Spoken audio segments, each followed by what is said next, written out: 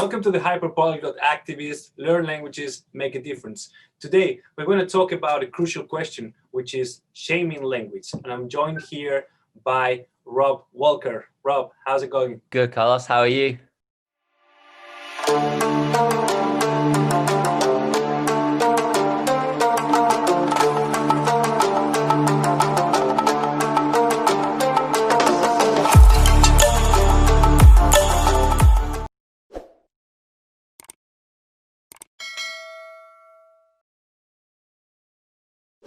Let's talk about shaming language. Now, first of all, I think it's good to define terms, right? To let people know what we're talking about. To me, shaming language is essentially an emotional device that capitalizes or seeks to capitalize on people's insecurities. And it also seeks to shut down debate and to essentially bring your interlocutor into compliance so that it's more manipulable for your purposes.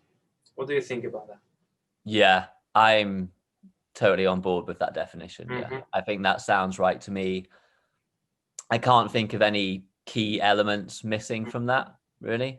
Okay, so to me, the important thing about this definition is that it allows us to think about the reverse. So if shaming language is an emotional device that capitalizes on people's insecurities and seeks to shut down debate, it follows from that the kind of person who is going to be immune to that, to shaming language, is the person that is secure in his or her convictions and a person that is rational, so that they can identify whether something is an argument or it's just a rant or it's...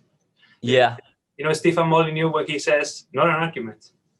Okay, yeah. Yeah, so he's unshameable. And the unshameable thing is, and then we could discuss asymmetries in the social acceptability of being unshameable. Right. Do you think that any human is immune?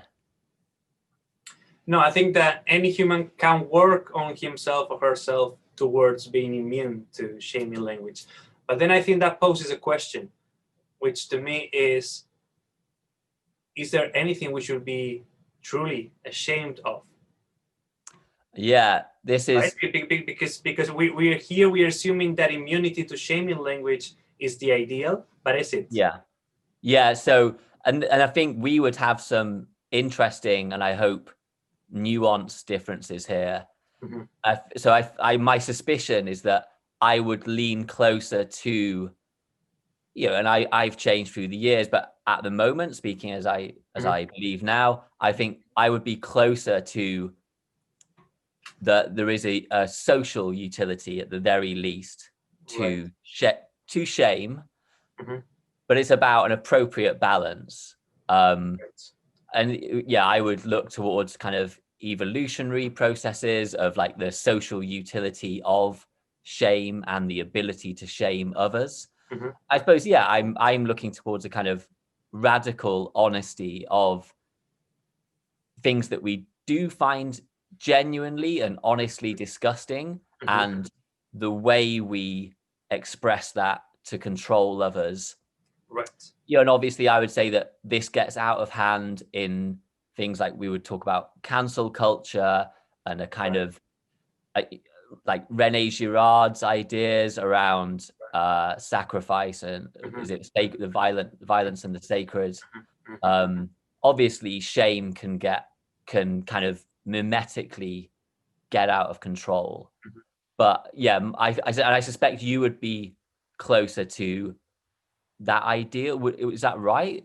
Would you okay, we're going to talk afterwards about modalities of shaming language, right? But I think an important question before that is, what is the nature of that utility? So you say shaming language is a social utility, but how does that manifest itself? Because what is beneficial to society is not necessarily beneficial to the individual.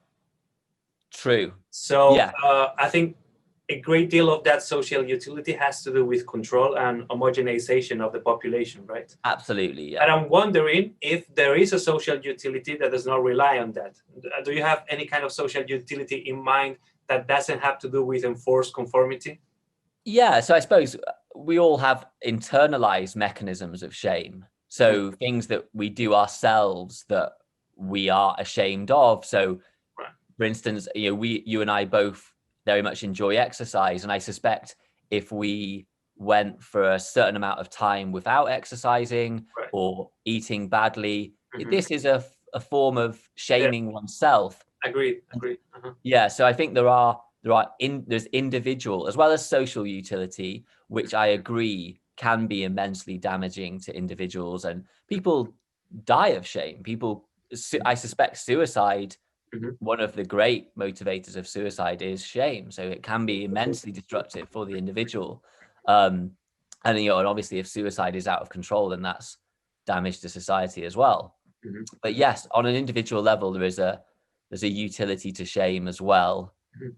And it can provide motivation for the individual, and it can add utility to an individual's life, would be my position. That's true. And okay, so let's talk about specific examples of shaming language that we see in our everyday life, whether it is the political or the public realm, or any other examples you want to bring. I'll start with political shaming, and we'll take it from there, and then you can either add to that political shaming or just start with new categories that you might want to discuss, right? So, for instance, in political shaming, I've studied this as part of my PhD dissertation, and one form of shaming language is the use of what Ernesto Laclau, Argentinian philosopher, calls empty signifiers. So you take a word and you basically can load that word with any meaning that you want to give it. So, for instance, fascist is a word that gets tossed around a lot in society, right? And you can make virtually anyone, you can frame virtually anybody as a fascist successfully if you have the right propaganda machinery behind you and in the right context.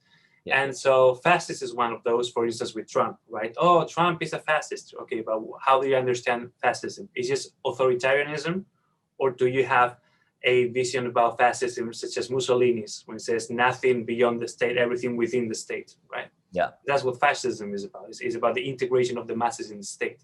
So if you're not talking about that, then maybe you shouldn't talk about fascism, or make your definition explicit so that you turn it into an argument rather than a shaming tactic. Yes.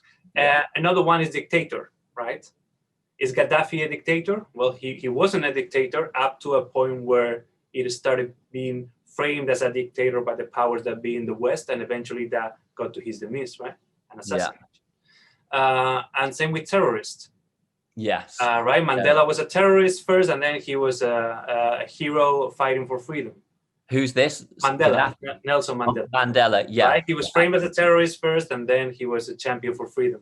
Yeah. So I would say terrorist, dictator, and fascists are the three shaming categories or labels in politics. And then the reverse is, of course, freedom and democracy.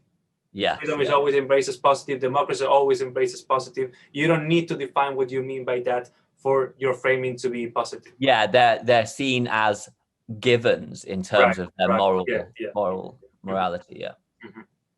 So do you want to add that to that category of politics, or maybe bring some other modalities? Sure. Yeah. I mean, fascinating. Yeah, completely agree that those. So fascist, we would think of Trump, and I think a lot of this boils down to properly defining words. And I would point, one of my favorite passages is Confucius in the Analects. He talks about the rectification of names, and that all points towards that the words that we use should have real meaning. And I think perhaps in politics, we've seen this expansion of categories, with this expansion of the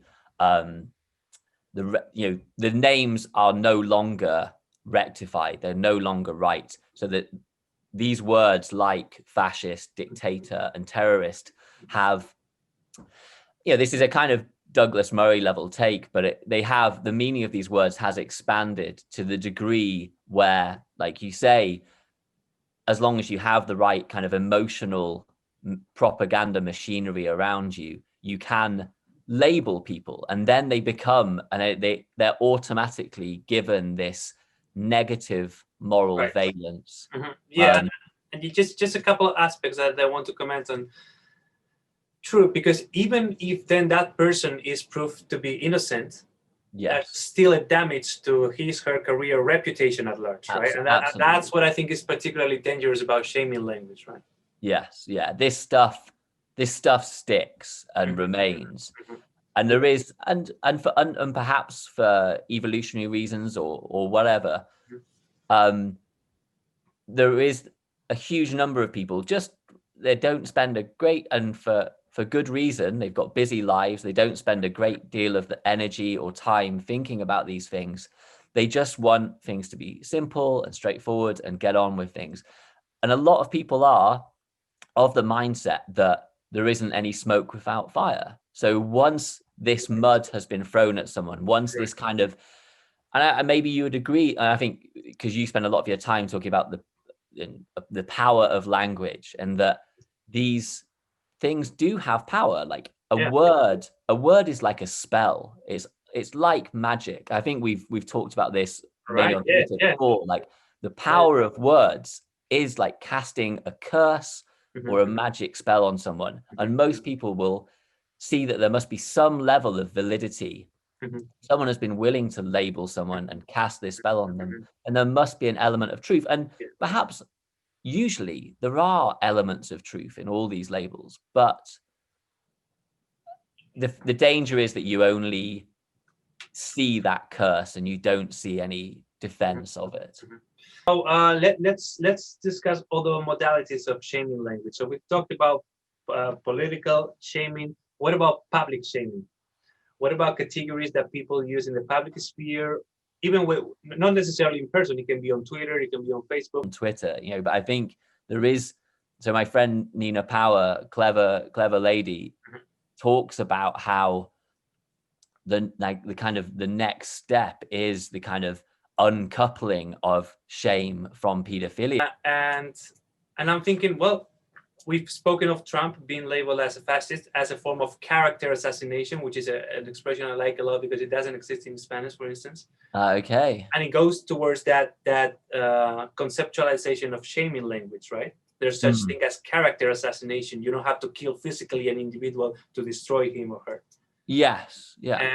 And so the character assassination for Joe Biden was to try and label Joe Biden as a pedophile. Yes. So the two most powerful people on earth were labeled as a fascist and pedophile, right? Yes, I suppose.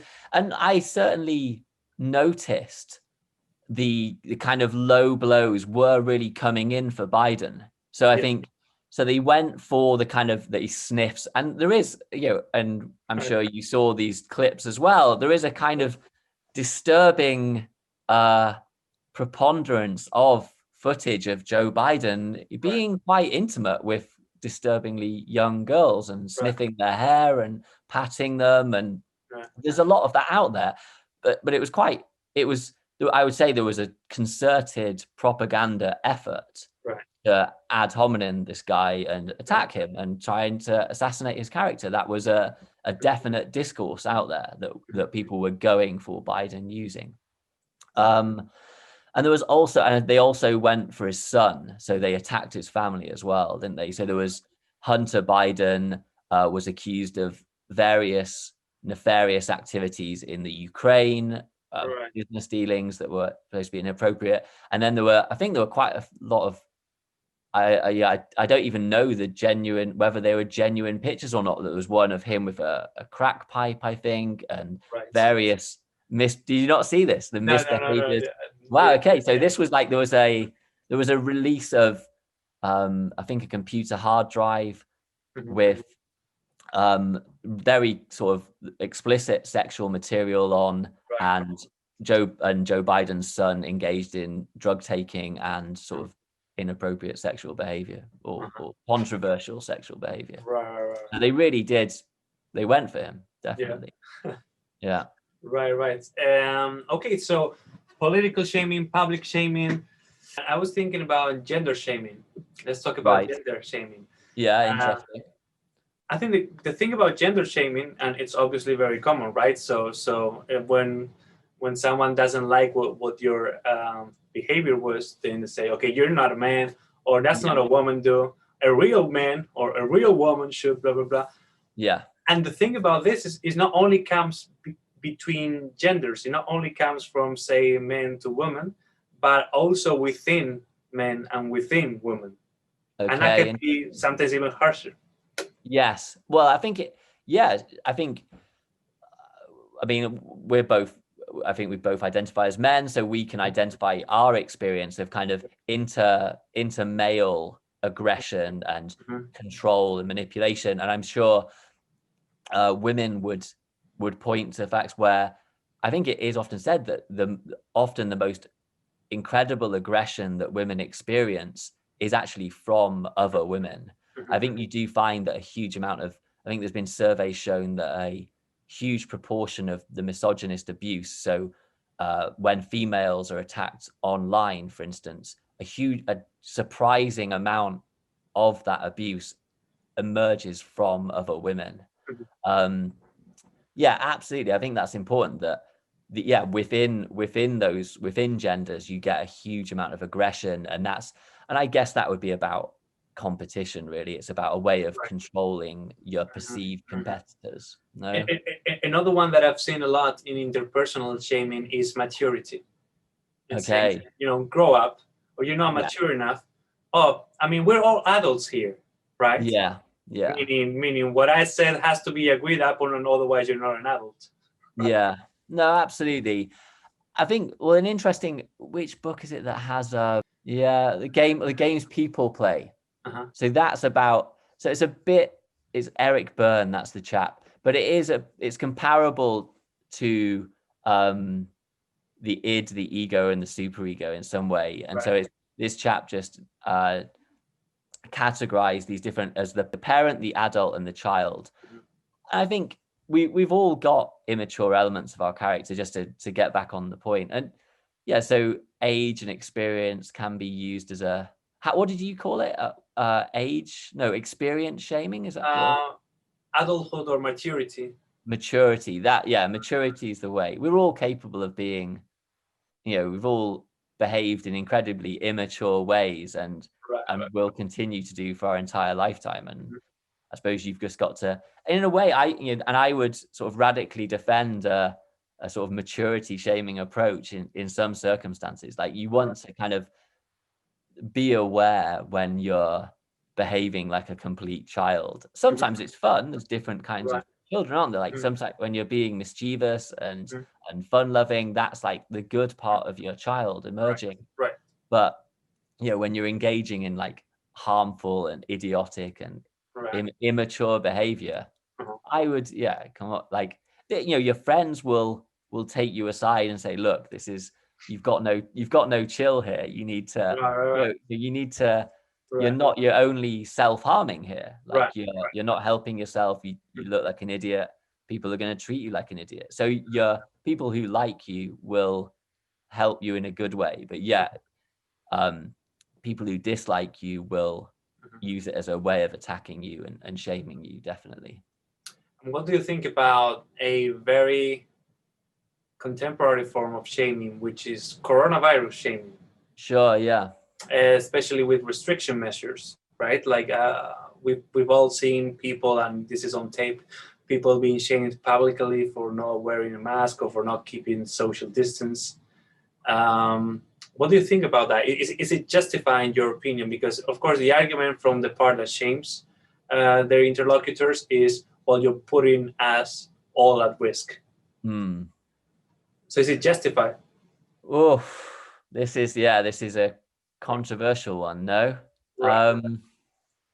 But it is our foremost form of public shaming, right, nowadays. It seems to be, if you step in certain spaces without a mask or without keeping certain distance, it can escalate from there very quickly. Yeah, absolutely. And I suppose it is so interesting. I mean, we could talk about, it's about what these big words we could use, as in sort of the neoliberal techno modernity is using propaganda that will weaponize huge numbers of people against people who dissent, and that dissent is incredibly and unavoidably visible now because of the mask, essentially. So And so I suppose technically people, if they're not wearing a mask, you shouldn't say, oh, why are you not wearing a mask? I suppose one would hope that you would assume that they have either a good reason or what we call here an exemption. Right. And once someone explains that they have an exemption, that should be the end of the matter. But even, I think one is hyper aware when, at the moment, when you're in a public situation, and if you happen not to have a mask on and everyone else around you has a mask on, this is the kind of I wouldn't call it, is it it's a very kind of mild level of mass hysteria, I guess. But I think there's a huge number of people who must feel morally righteous. And that it is powerful. The number of people who have died of this disease endows a sense of righteousness, no? I don't know if you noticed, talking about shaming language and COVID, that there was a term called covidiot. Right? Yeah. That trend for a couple of months. Yeah. And then it fell out of grace. Right? Which is curious, which tells us that, it didn't work. Okay, interesting. Right. Do you think it has gone? I think I've seen it reemerge perhaps slightly, but I mean, do you like that word? I mean, I find that word quite jarring, no? I'm just interested in it as a symptom. Yeah. Of people's desire to shame other people based on COVID, right?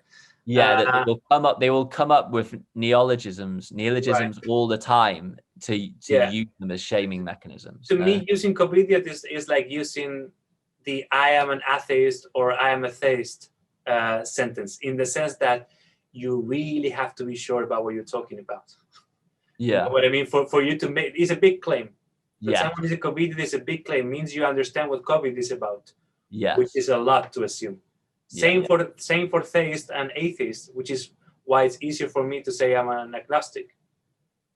Yeah. Because for me to choose theism or atheism, I sure have a degree of security, but I'm claiming that is hardly available. The same with I mean, very, very clever people have not been able to put that one to bed, have they? So And finally, I wanted to talk about the shaming of shaming itself.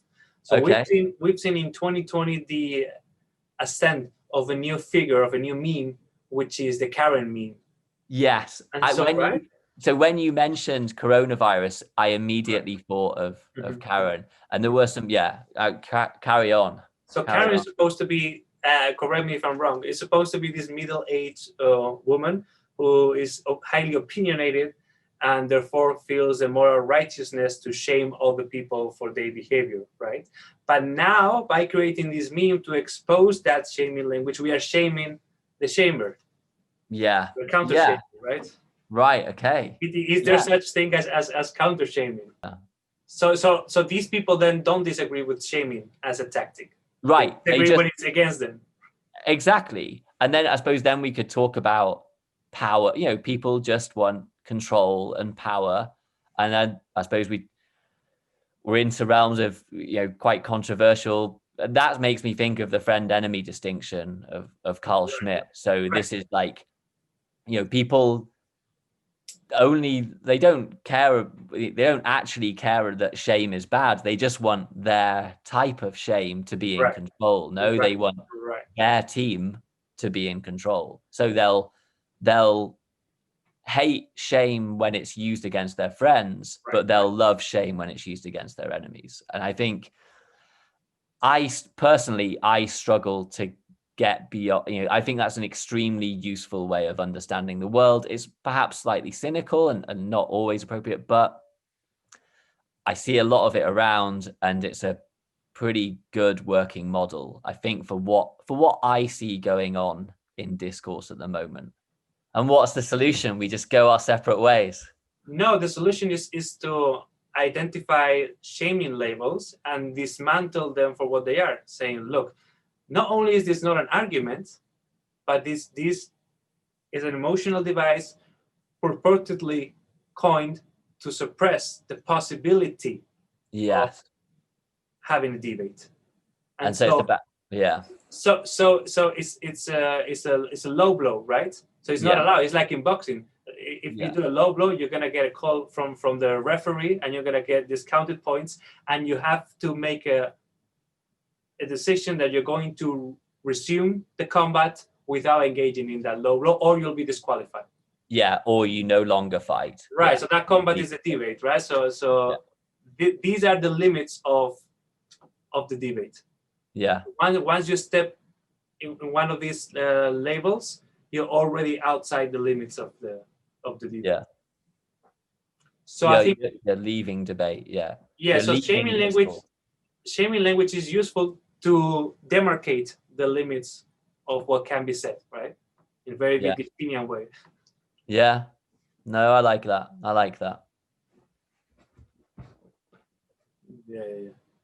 And just I'll finish with this. I think shaming language and propaganda are very much interrelated, because shaming language is a form of embedded argument of what Jason Stanley, philosopher of language, calls not at issue content. Okay. So not at issue content is content that is not presented as an argument with premises and conclusions, but is assumed as a premise.